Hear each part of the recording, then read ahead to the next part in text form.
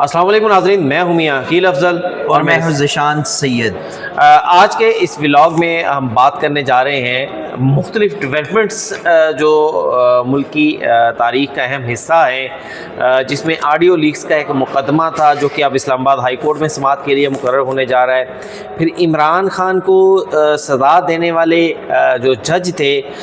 ان کے حوالے سے بھی ایک اہم پیش رفت ہے، اور اس کے ساتھ ساتھ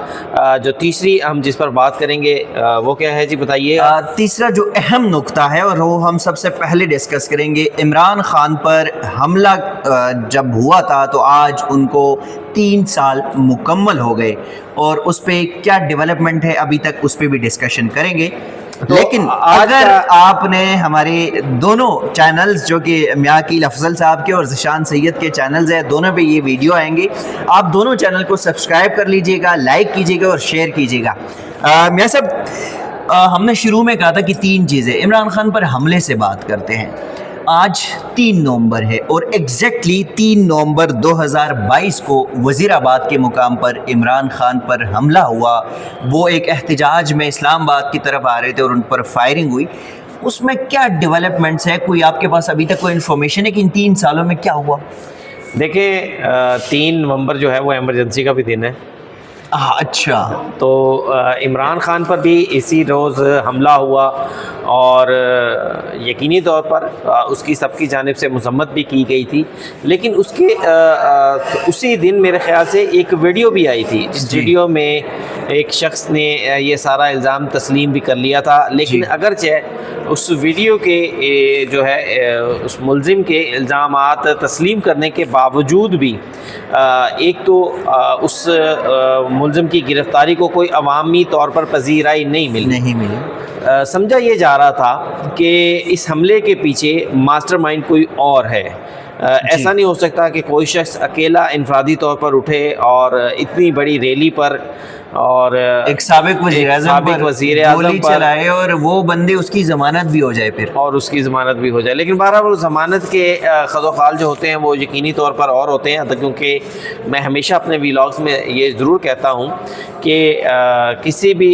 مقدمے میں جو ملزم ہوتا ہے نا، وہ عدالتیں اس کو اس طرح سے لے کر نہیں چلتی جیسے وہ سوشل میڈیا پر یا جنرلی ڈسکس ہو رہا ہوتا ہے۔ بہت ساری مثالیں اس میں ہم دیتے رہتے ہیں۔ ہم سب جانتے ہیں کہ علاقے میں فرض کریں کوئی قتل ہوتا ہے تو آپ کسی بچے سے بھی پوچھیں گے، وہ کہیں گے کہ جناب یہ قتل جو ہے یہ فلاں نے جیرے بدماش نے کیا ہے، یہ فلاں نے ذیشان خان نے کی ہے۔ سب کو پتہ ہوتا ہے قتل کس نے، لیکن جب مقدمہ عدالتوں میں جاتا ہے تو پروفز نہیں ہوتے، شواہد نہیں ہوتے، اور پھر الٹیمیٹلی اس کی ضمانتیں بھی ہو جاتی ہیں، وہ عدم شواہد پہ بری بھی ہو جاتے ہیں۔ اس میں پھر یہ ہم کہہ سکتے ہیں کہ ویسے پاکستان تحریک انصاف کی جو قیادت تھی ان کا بیک فٹ پہ جانا بھی ایک ریزن ہو سکتا ہے۔ دیکھیں، ریزنز بہت ساری ہیں۔ دیکھیں، ریزنز کچھ لوگ دونوں سائڈز کی ہم بات کرتے ہیں۔ جو پاکستان تحریک انصاف کے حمایتی تھے ان کا کہنا یہ تھا کہ یہ حملہ جو ہے یہ حکومتی پارٹی، یہ اسٹیبلشمنٹ کی منشا پہ ہوا ہے۔ لیکن دوسری جانب جو حکومت تھی اور جو حکومت کے پسند کرنے والے لوگ تھے، ان کی جانب سے موقف یہ اپنایا گیا، ایک خدشہ یہ ظاہر کیا گیا کہ شاید یہ عمران خان نے کوئی پاپولیرٹی سٹنٹ کھیلا ہے۔ تو دونوں جانب سے خدشات تھے، لیکن البتہ بات یہ ہے کہ ایک حملہ ہوا تھا، فائرنگ ہوئی تھی، اس میں شہری جو تھا بیچارہ اپنے بچوں کے ساتھ آیا تھا اور وہ موقع پر وہ ہلاک بھی ہوا، اور تو اس کی تحقیقات ہونا ضروری تھی۔ لیکن یہ بات ذیشان بالکل صحیح ہے کہ اس میں پاکستان تحریک انصاف جو ہے، عمران خان صاحب اور پاکستان تحریک انصاف کا ایک کہہ لیں کہ ان کا ایک یہ طریقہ رہا ہے کہ وہ جب کوئی ایشو بنتا ہے اس کو خوب اٹھاتے ہیں، اچھالتے ہیں، اور پھر الٹیمیٹلی اس ایشو سے خود ہی جو ہے وہ وڈرا کر کے کسی نئے ایشو پہ چلے جاتے ہیں، اور اسی کو عمران خان کی کامیاب پالیٹکس کہا جاتا ہے کہ وہ کسی بھی ایشو کو خود سے جو ہے وہ ٹھنڈا نہیں ہونے دیتے، خود ہی اس ایشو کو چھوڑ کے اس کے اوپر مٹی ڈال کے دوسرے ایشو پہ چلے جاتے ہیں۔ یعنی کہ آپ کہنا یہ چاہ رہے ہیں کہ صرف وزیر آباد 3 نومبر کا نہیں، 26 نومبر کا بھی کچھ جو ہے وہ بہت ساری چیزیں ہیں ایسی جن سے پاکستان تحریک انصاف خود پیچھے ہٹی۔ میں سب دوسرے نقطے پہ آتے ہیں، اور دوسرا نقطہ جو ہمارے پاس ہے وہ آڈیو لیکس، اور یہ بڑے انتہائی اہم ہے۔ آپ کو یاد ہوگا، دوسرے نقطے سے پہلے ایک بات میں ضرور کہوں گا کہ میری جو لوگ صاحب اقتدار ہیں، جو ملک چلانے والے لوگ ہیں، ان سے ایک التجا ذیشان ضرور ہوگی کہ جب بھی کوئی ایسا امپورٹنٹ ایشو ہوتا ہے تو اس کو منطقی انجام تک ضرور پہنچانا چاہیے، وہ ایسا تاکہ جو لوگوں کے ذہنوں میں اداروں کے حوالے سے جو چیزیں خود بخود کریٹ ہوتی رہتی ہیں، خود بخود ایوالو ہوتی رہتی ہیں کہ جناب شاید یہ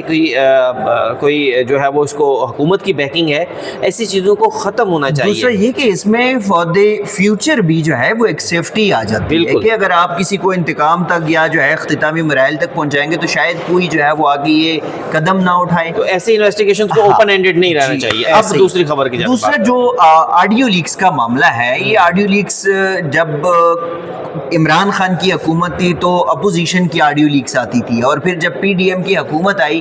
تو پی ٹی آئی والوں کی آڈیو لیکس آتی، اور خاص کر بشرا بی بی کی آڈیو لیکس زیادہ آتی تھی۔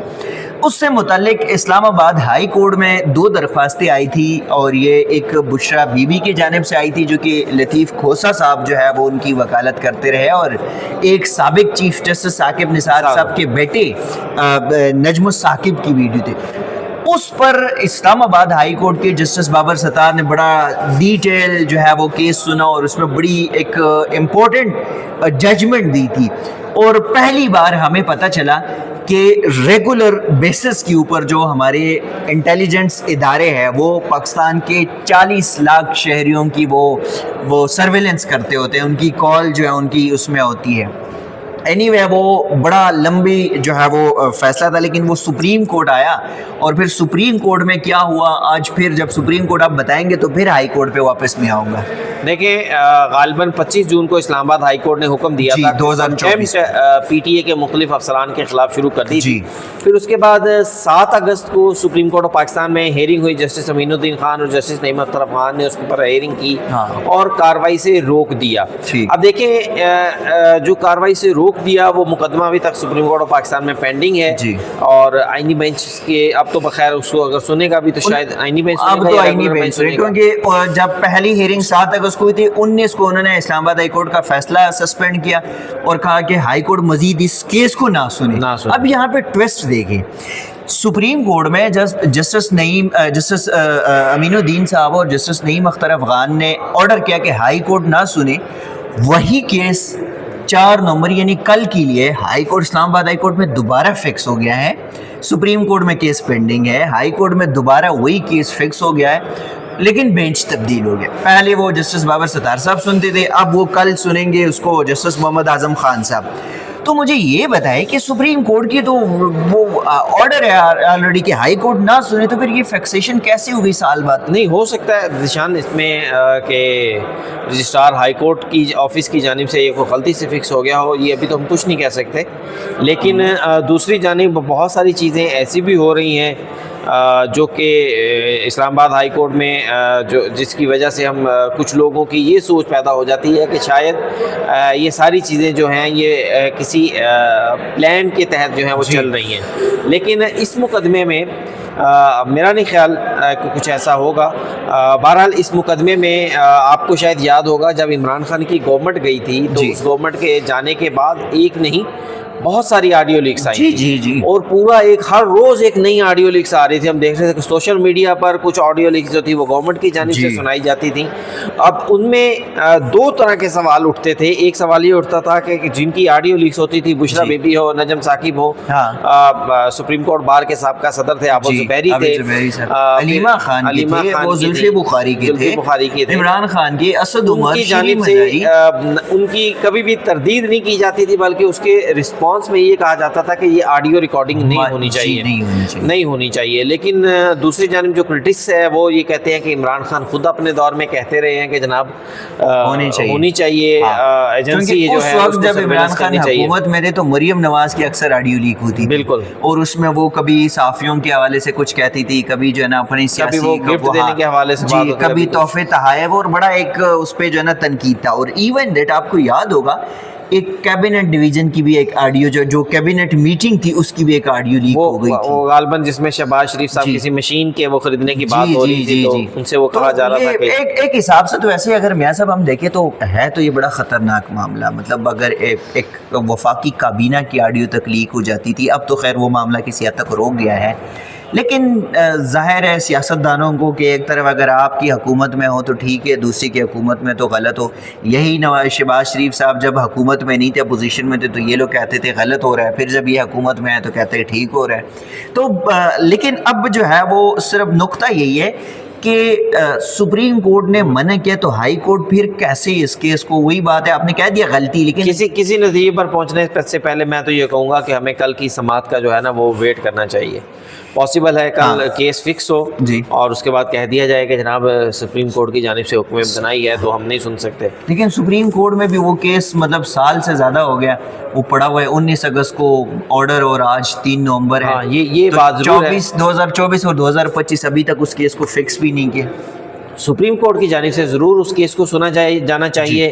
وہی بات جو ہم نے اپنے پہلے سیگمنٹ میں کی ہے کہ ایسے جو نیشنل ایشوز ہوتے ہیں ان کو اوپن اینڈڈ نہیں چھوڑنا چاہیے، ان کو کسی نہ کسی نتیجے کی طرف جو ہے وہ جانا چاہیے تاکہ وہ آئندہ کے لیے پریسیڈنٹ بن سکے. جی اچھا، تیسرا جو ہمارا نقطہ ہے وہ آپ سب کو یاد ہوگا میاں صاحب، 5 اگست 2023 کا دن تھا اور ایک جج صاحب تھے، ایڈیشنل جج تھے اسلام آباد کی مقامی عدالت کی، اور انہوں نے الیکشن کمیشن کے ایک کیس میں، توشہ خانہ فوجداری کیس میں، سابق وزیر اعظم عمران خان کو 5 سال قید کی سزا سنائی تھی. اور اس کے بعد عمران خان صاحب باہر کبھی نہیں آئے. 5 اگست 2023 پھر وہ جج تھے ہمایوں دلاور صاحب، اس کے خلاف کچھ چیزیں شروع ہو گئی تھی، تھوڑا سا وہ ڈسکس کیجیے گا. پھر جو نئی ڈیولپمنٹ ہے وہ آج میں بتاتا ہوں. دیکھیں، جج ہمایوں دلاور کے اوپر جو تھے وہ مختلف کیسز بنائے گئے، مختلف انکوائریاں ہوئیں. پھر صرف اور صرف یہ جو جج ہمایوں دلاور صاحب تھے یہ ان جج صاحبان میں سے تھے جنہوں نے سب سے پہلے جو تھا وہ عمران خان کو سزائیں سنائیں. اب ان کے خلاف دوسری جانب سے کچھ لوگ کہہ رہے ہیں کہ جناب پاکستان تحریک انصاف نے اس حوالے سے کوشش کی کہ اس سارے معاملے کو جو ہے وہ کر دیا جائے، مشکوک بنا دیا جائے، پھر اس وجہ سے یہ ہوا. لیکن بہرحال بات صحیح ہے کہ ان کے خلاف بھی انکوائریاں ہوئیں. اور اب آپ کہہ رہے ہیں زمینوں پر قبضے کی انکوائریز تھی خیبر پختونخوا میں ایسے الزامات پہلے بہت سارے سپریم کورٹ کے جسٹس اعجاز افضل ہوتے تھے، آپ کو یاد ہوگا مانسیرا سے ان کا تعلق تھا، تو ان کے حوالے سے بھی یہ ایشوز اٹھے تھے کہ وہ زمینوں پر قبضے میں بڑے شامل ہوتے ہیں. اور وہ اعجاز افضل صاحب پاناما بینچ میں شامل تھے. جی آپ کو یاد ہو پاناما بینچ میں صدا سنانے والوں میں جو 3 رکنی بینچ تھا جو انکوائری کر رہا تھا، 5 کے بعد جو 3 ممبر بنا تھا، اس میں اعجاز، تو ان کے حوالے سے الزام لگانے والے کون ہوتے تھے؟ کیپٹن صفدر صاحب. کیپٹن صفدر صاحب جو تھے وہ یہاں سپریم کورٹ کے باہر آ کر جو تھے وہ تقریریں کیا کرتے تھے اس ٹائم. تو جج جب اس طرح کے سیاسی مقدمات میں فیصلے دیتے ہیں یا دیں گے یا غیر ضروری طور پر انوالو ہوں گے تو پھر اس طرح کے ایشوز اٹھتے ہیں. یہ ہماری جوڈیشری کو ویسے یہ بڑا گلا شکوہ ہے کہ جس کے حق میں فیصلہ ہے اس کے لیے ہم اچھے ہیں، جس کے حق میں فیصلہ نہیں وہ پھر ہمیں برا بلا کہتے ہوتے ہیں. وہ سپریم کورٹ کے، وہ ہائی کورٹ کے ہو یا اور لوور جوڈیشری کے ہو، یہ ججز کو جو ہے وہ گالیاں پڑتی ہے. یہ جب ہمایوں دلاور کے اوپر الزامات اور اس طرح کی چیزیں، پھر ایک مقدمہ بھی بنا گیا تو اس میں خیبر پختونخوا کی حکومت ہی موجودہ حکومت پاکستان تحریک انصاف کی، اور اس میں مشیر اینٹی کرپشن جو ہے وہ مصدق عباسی صاحب تھے. علی امین گنڈاپور کی حکومت تھی، اور چونکہ ہمایوں دلاور صاحب کا تعلق بھی ڈی آئی خان اور اس ایریا سے ہے جہاں سے گنڈاپور صاحب کا تعلق تھا. اس پہ انہوں نے ایف آئی اے کو، ہمایوں دلاور صاحب نے ایف آئی اے کو ایک درخواست دی تھی اور ایف آئی اے نے کارروائی کی. کئی دفعہ جو ہے اس میں یہ اینٹی کرپشن کے جو افسران تھے، ڈپٹی ڈائریکٹر اور ڈائریکٹر، یہ اریسٹ بھی ہو گئے تھے. مصدق عباسی صاحب کو اریسٹ نہیں کیا کیونکہ ان کا جو ہے وہ ریٹائرڈ فوجی جنرل بھی رہ چکے ہیں.